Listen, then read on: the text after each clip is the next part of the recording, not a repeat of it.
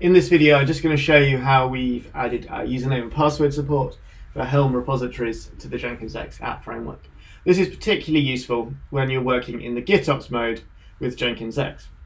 In the GitOps mode, we're storing the app, sort of installed in the app configuration in a Git repository. So obviously we can't store the username and password for the repository in that Git repository because the Git repository is visible by everyone. We can't give those secret credentials away.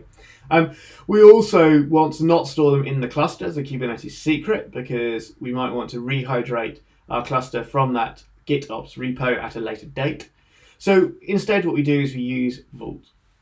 This enables us to store the username and password very easily for the Helm repository interval. And I mean, this can be used, if Vault is available, this can be used without GitOps, but particularly useful in the GitOps use case. And it's particularly useful in the GitOps use case because, of course, what we're going to do when we add an app is create a pull request on a repository.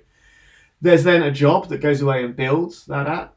It perhaps waits for an approval from a person, and then it will merge that pull request, and then build master, and then apply the result of building. Part of the build of master is applying that result down into the cluster with the updated configuration. So as you can see, we can't just pass the username and credential through the Git repository, and we're not in the same process or even on the same computer when we do the JX add app and when we do the builds. So we need somewhere good to store that username and password.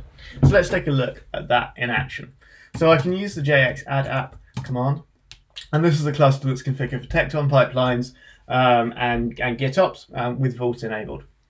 So what I do is I just do a JX add app, and I'm going to use the Slack app, and then I'm just going to specify a repository. And with any luck, I've got that in my copy and paste button. No, so let me just grab that and paste that in there. Now, what it's going to do to start with is it's going to go and check if this repository does need a username and password. You can also pass in usernames and passwords on the command line, but that's not great because then you're going to have to type them out. Whereas this way we can mask the password input.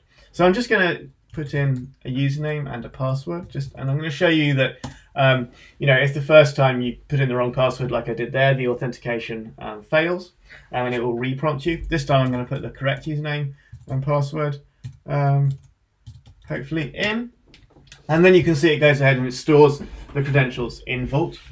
You can also get the Vault credentials back, get the credentials back out of Vault if you want to. There's a JX get Vault config command which you can run, and then you can use the Vault CLI to access the credentials. Okay, so it's created a pull request, so I can go over to my pull request here, and if I refresh that, we can see the pull request is added. And we can see if we go to the changes that we've got the chart museum chart repository that we asked for there, but we don't have any reference to the username and password. And in fact, if I go ahead and do that check in Vault, we can see the username and password have been added to Vault. So if I do jx vault config like this, that gives me a secret to get into Vault. And don't worry, these tokens are short-lived, so I recorded this video a few hours ago from when everybody's watching it, so by now this secret will have expired. So I can go ahead and I can export the set the Vault tokens like that, and I can do a Vault kv list secret, and the passwords are stored at this. Well, they're not stored at that. Stored at, let's have a look. They're stored in there. Stored in secret/helm. That's right.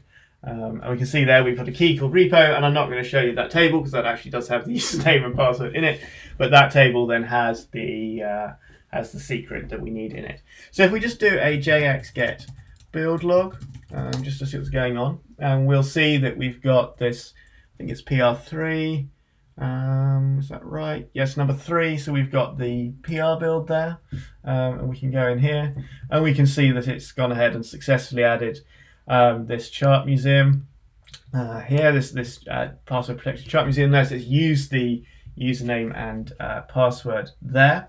And then if we just wait a moment, hopefully we've got a number 6 here. I suspect this is the right one. Yeah, this looks like the right one. This is run.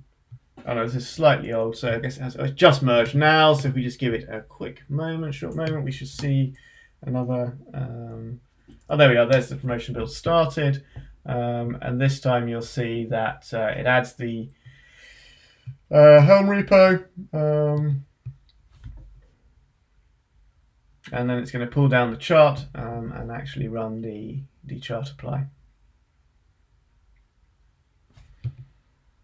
Yep, so you can see it's pulled that down and it's managed to successfully apply. Well, it's applying the chart now, and there it goes ahead and applies to the chart.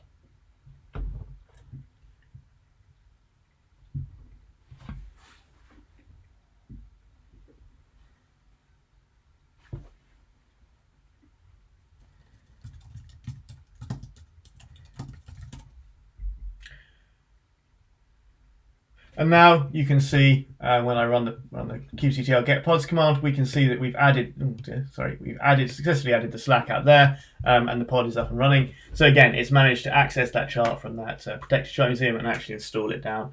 That also acts as a really good demo of the way you can use GitOps to install apps.